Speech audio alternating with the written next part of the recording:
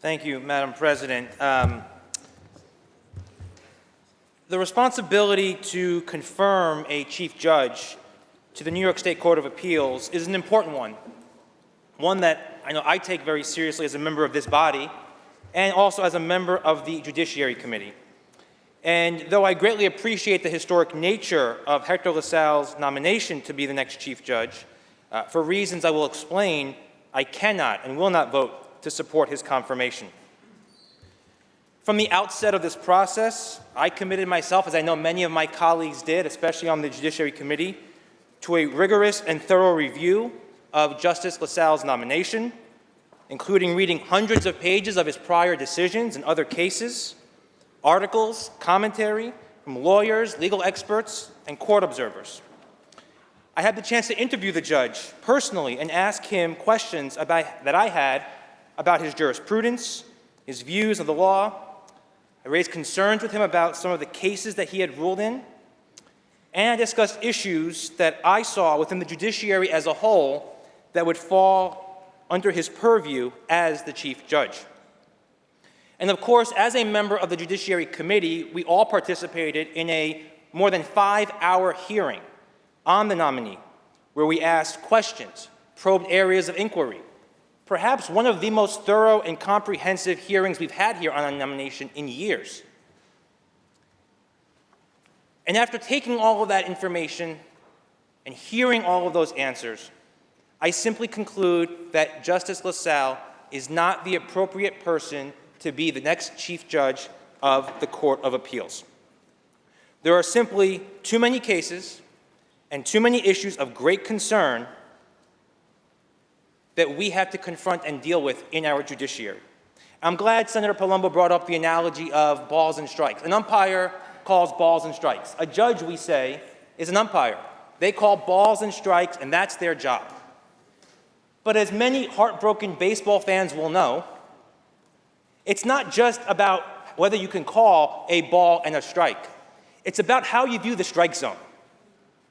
And if you view the strike zone generously, maybe you give that batter the benefit of the doubt. Or, the other team, maybe you give that pitcher the benefit of the doubt. If you view that strike zone very narrowly, well, maybe that pitcher's going to be pretty upset with you when he hits one of those corners, high and outside. It's not enough to say someone can call balls and strikes. It matters how you view the strike zone.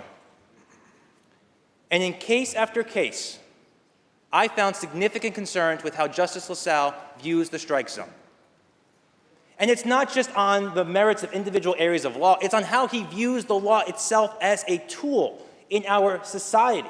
I asked Justice LaSalle about the issue of issue preservation, which is how cases even make it to the Court of Appeals. If you know, you follow the court, you know that the court has actually taken fewer and fewer and fewer cases under the previous chief judge. Now we're less than 90 cases a year, whereas 6 years ago, we were over 200. That means that issues of great constitutional importance are not getting decided by the constitutional highest court in this state. So what do we do about issue preservation? Time and time again, when Justice LaSalle had the opportunity to decide cases in a fair-minded way and either decide for a party or to pass the case on, all too often, he decided the wrong way. He saw the law as a narrow tool and not as an expansive tool, sword and shield to protect the rights of litigants, to protect the rights of workers, to protect the rights of women, and so many others. That is of deep concern to me. And especially with how our current Court of Appeals has, over the last number of years, systematically worked to narrow our state's laws, which, by the way, are some of the most expansive and forward-thinking laws in the country in issues of criminal justice and consumer protection and workers' rights. Our current Court of Appeals has narrowed their view of these incredibly important laws. So how can we put someone on the bench who is going to continue that narrow view on issues of great importance to the people of this state? And then let's think about it even more, because we know what's happening in this country.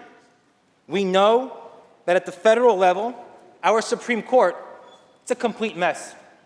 The conservative bloc on the Supreme Court is actively undermining Americans' fundamental and civil rights. The list of cases is too long to even go through. So at a time when this is happening at our national government, it's even more important that our state judiciary, that our state government be both a bulwark and a beacon in protecting and advancing the same rights that our federal Supreme Court is so quickly eroding. And so it's for these reasons, Madam President, that I don't think that Hector LaSalle is the right person to be the Chief Judge of the Court of Appeals. This time calls for a Chief Judge, simply put, who has a more expansive view of the strike zone and will take our court in a different direction. And for that, I vote nay. Thank you.